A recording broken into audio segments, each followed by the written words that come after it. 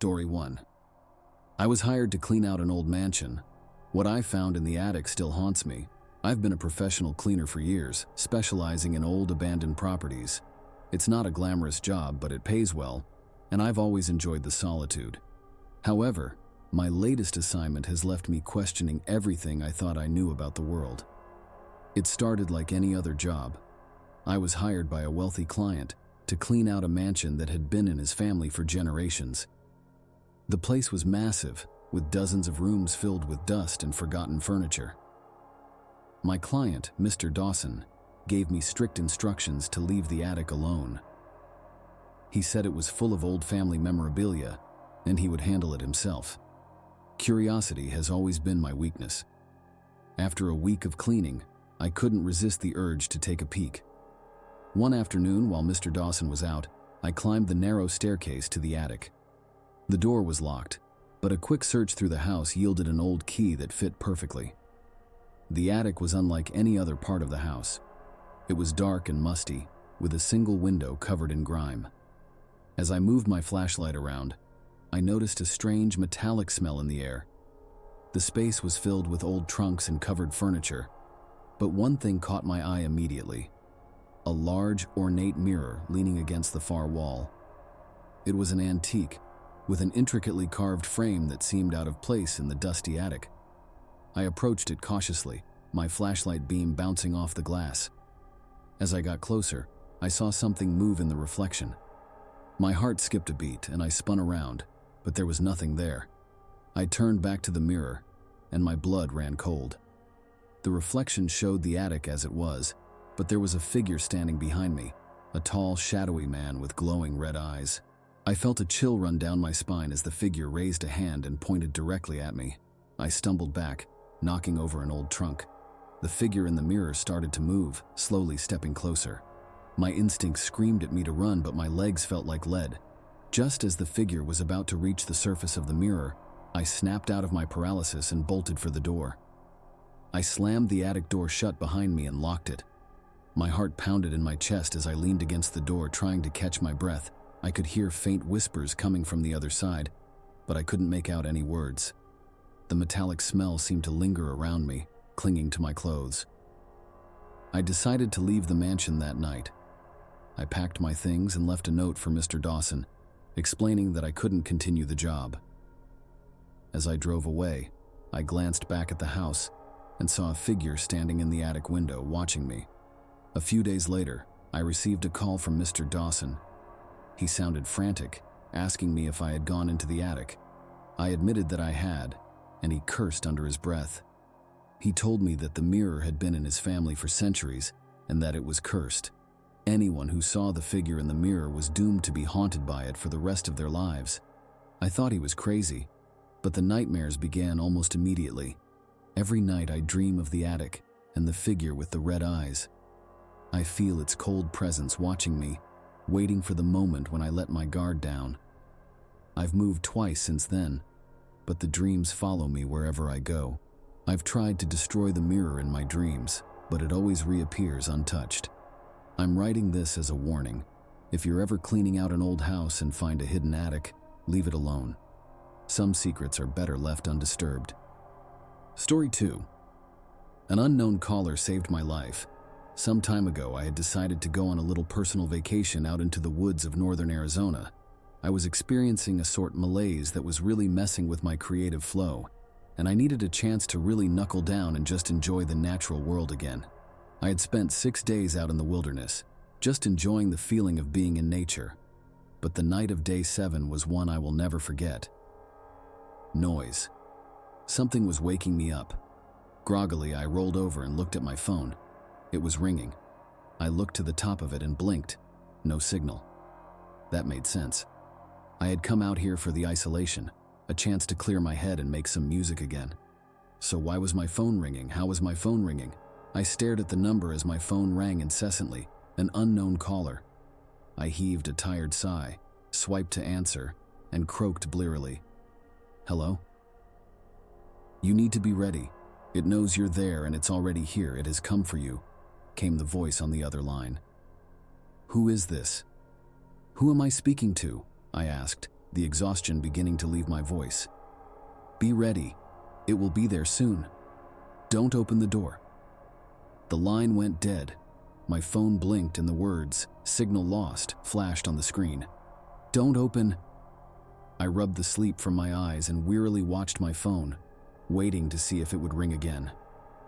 "I must be losing it," I murmured, placing my phone back on the nightstand and rolling back over to go to sleep. That's when the house thundered. Booming knocks shook the glass of the windows and rattled the glassware. Jesus fuck. I spun to the door of my room and my mouth dropped. My door was closed, but it was shaking like something was trying to get in. Boom, boom, boom. 3 knocks in short succession thundered against my bedroom door.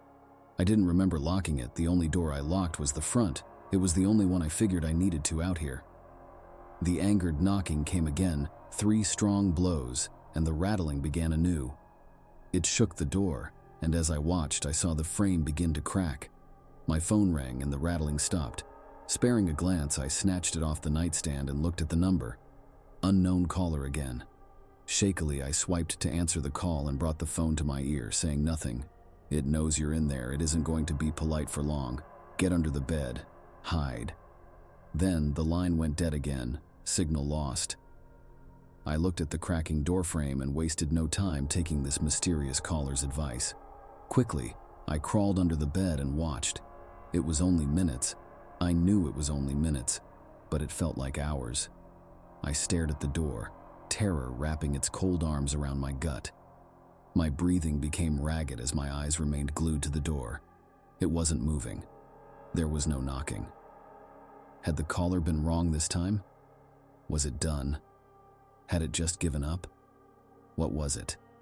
Questions raced through my skull, each firing out of the cannon of doubt before the next one could be rationalized. Could any of this be rationalized, though? Something had called me up and warned me of something else in my house. Now that something else was just outside my door. I couldn't explain it, but I had this feeling, like whatever it was that was out there was waiting for me to make a move, like we were in some kind of terrible chess game. So I watched. I waited beneath that bed for agonizing minutes. The sounds began shortly after that. Soft scratching noises, almost inaudible from my position. The one my signalless savior alleged would keep me safe. I never let my gaze drift from the door, and I'm glad I kept it there because watching what happened next defied logic. The door itself began to bulge inward. I could hear the wood splintering as the center continued to bubble toward me. Then, it exploded. Debris and lethal wooden scrap fired throughout the bedroom. I wasn't spared when this happened. My hiding place provided shelter from the brunt of the door's destruction, but I was peppered with fragments of splintered wood that dug themselves into my skin. I wanted to cry out in pain, but the sight of what was beyond caught the scream in my throat. There, standing in the doorway, I saw a pair of feet. Massive legs that must have been at least 3 feet across themselves, but that wasn't the strangest thing. The skin was no tone I had ever seen on a human. It was this mossy green and brown, and the texture was so wooden like a pair of tree trunks. Slowly, the thing in my doorway ambled its way into my room. I could hear its heavy, ragged breaths, like some sort of hunting beast. It was at the foot of my bed. The scent of moss and pine clung heavily to it, but there was another scent I caught as it just stood there. Rot. Death. The pungent odor of decaying meat clung to the creature's wooden legs. I had to cover my nose and mouth to keep from retching as it circled the bed. Was it going to throw it up and pull me out from underneath? Was this monster just waiting for the perfect chance to tear me to shreds? What the fuck was it?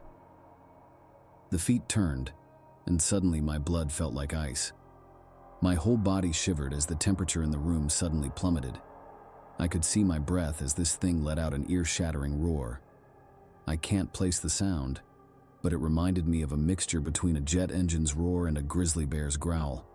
I watched from my hiding place as the nightstand was lifted and launched across the room. I could only hear the thing shatter as the creature tore the place apart. My eyes were discs in my head.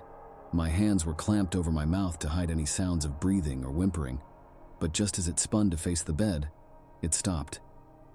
Instead, whatever it was turned and shambled out of my room.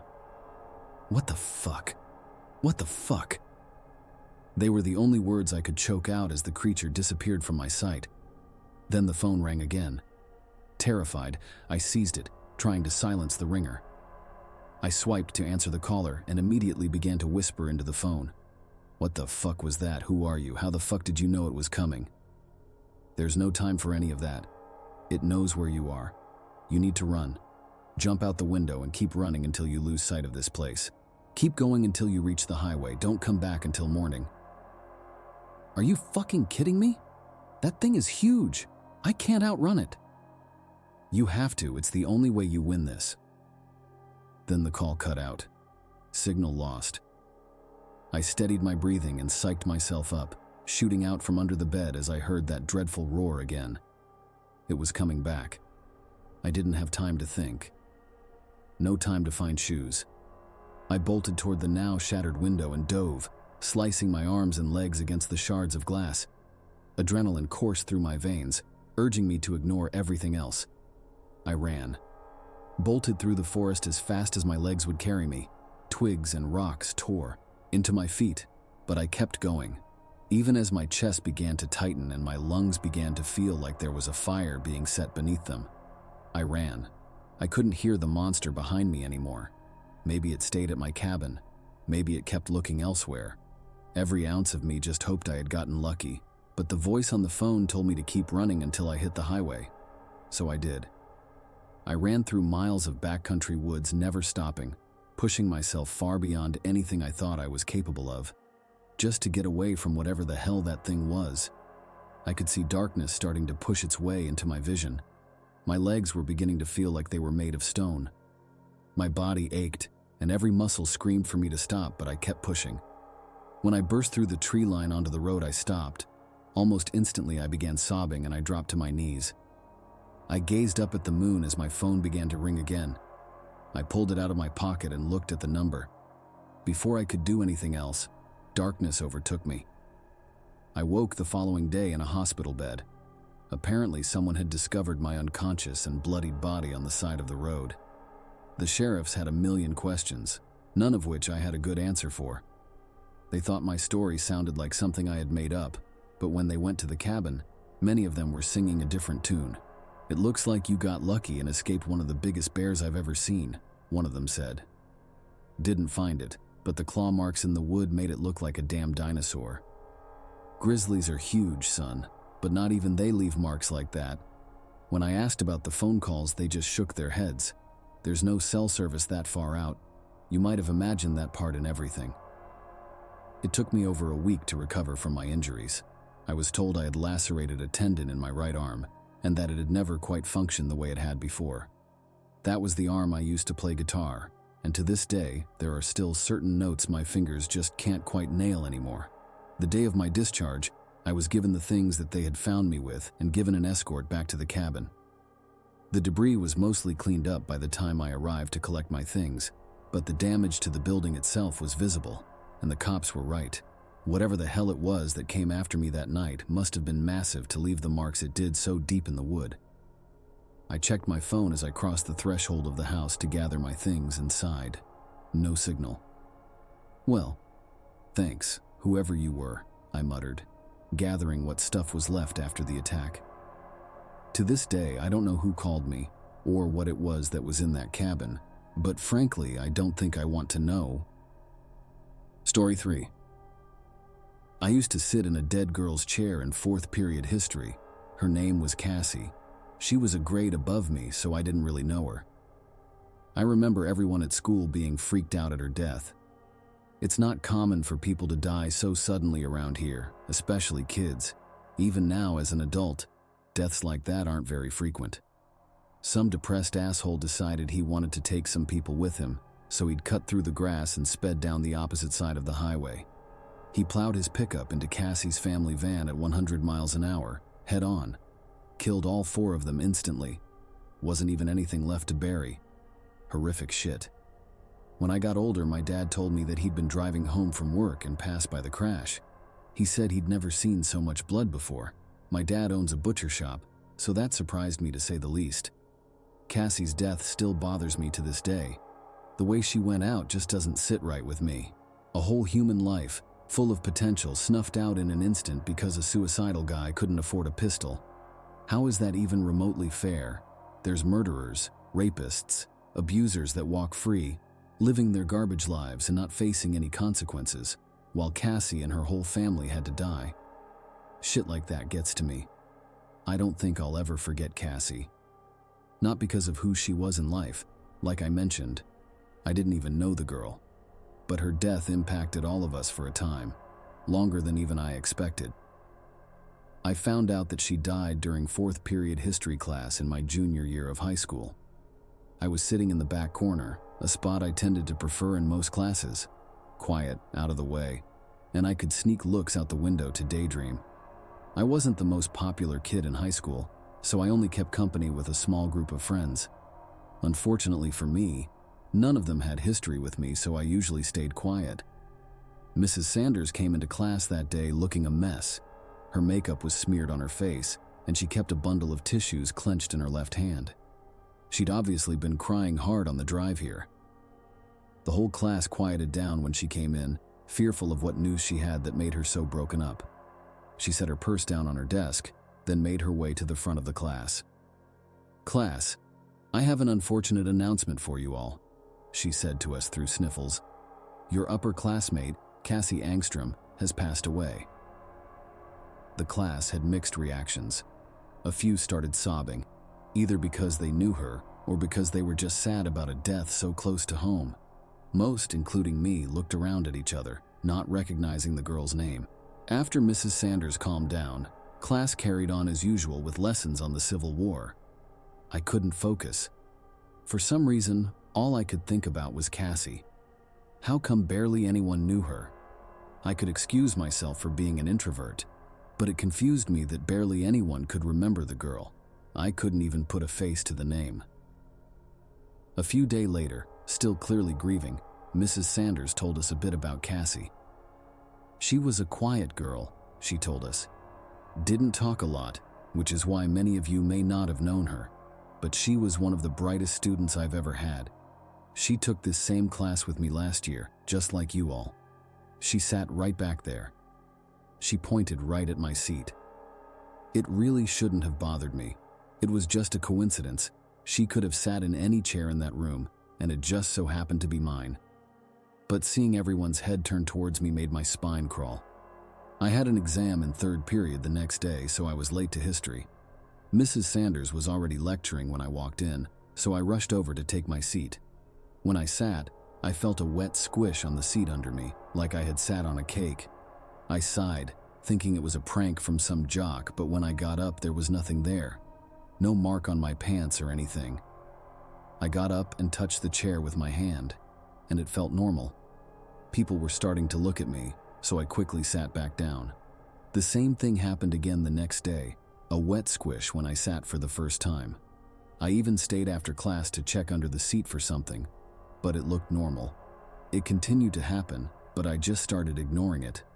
I assumed it was something to do with how old the seat was, or my pants material or something, but I didn't give it much thought. On the drives to school, I would pass by the place where the accident happened. There wasn't much money going around in my town back then, so they hadn't done the best job cleaning up the spot. There were still large red patches on the asphalt, turned dark by the sun. I tried not to look whenever I passed. Sometime a few weeks later, I felt the wetness in a different spot this time. I was taking notes for our test that Friday, and I felt something slick and soft brush my hand. I immediately recoiled, dropping my pencil on the floor. My skin crawled from the touch, my nerves standing on their ends. The wetness wasn't even the worst part. I had gotten used to that from sitting in the chair. It was that it was cold. Like freezing cold. And again, just like the chair, there was nothing there. I had begun thinking that I was sick or something. Like something was happening to my skin or organs that was causing these sensations. I got a checkup that weekend, and the tests came back clear. I was healthy. That next week was finals, so I stayed late at school to study. I was always more focused when I stayed at school to work on stuff. I would always get distracted if I studied at home, either from my own antics or those of my family. I picked my history room to study in, mostly because it had the largest windows. They would usually shut off the lights after hours, so I used the sunlight to read my textbooks. Naturally, I picked my usual seat. The wet squish was gone this time. I noticed immediately, now feeling uncomfortable, that the familiar sensation was gone. Odd how that happens. I had sat in the seat earlier in the day, so maybe the metal wasn't as stiff. I just shrugged to myself and got out my materials. I stayed for a few hours, getting as much studying done as I could before the janitors would eventually kick me out at 9. It was around 8:30 when I felt it again. That wet brush. I jumped even harder than last time, forcibly pulled out of my flow state. My heart was racing and I glanced around the room to see if anyone was there. Nothing. I took a few moments to calm down, breathing hard and closing my eyes. When I opened them, I saw darkness. It took this scare to make me realize that I could barely see my notebook, and I had been squinting in the darkness for the past 30 minutes. The classroom was covered in shadow, with the posters of dead presidents' faces barely visible in the dark. Starting to get creeped out, I took this as my sign to finish up. When I reached to close my notebook, I felt it.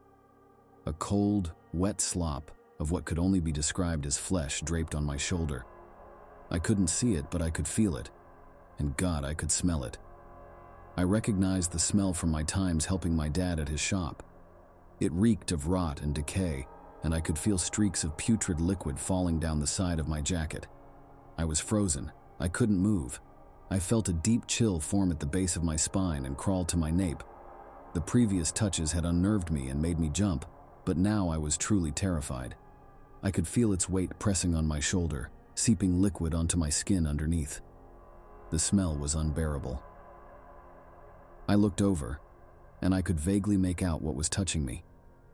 It was barely visible in the darkness, almost transparent under the shallow glow coming from the streetlight outside. It was a slab of dark red meat, thinner towards the tip. What seemed like bone stuck out from one end, and blood was dripping out of tiny holes on the surface of the flesh. I heard a deep, guttural sound behind it like someone gurgling water. It continued for a moment, and I could faintly make out words behind the noise. That's my spot. If you liked the video, please consider subscribing and follow for more real-life horror stories. Thank you.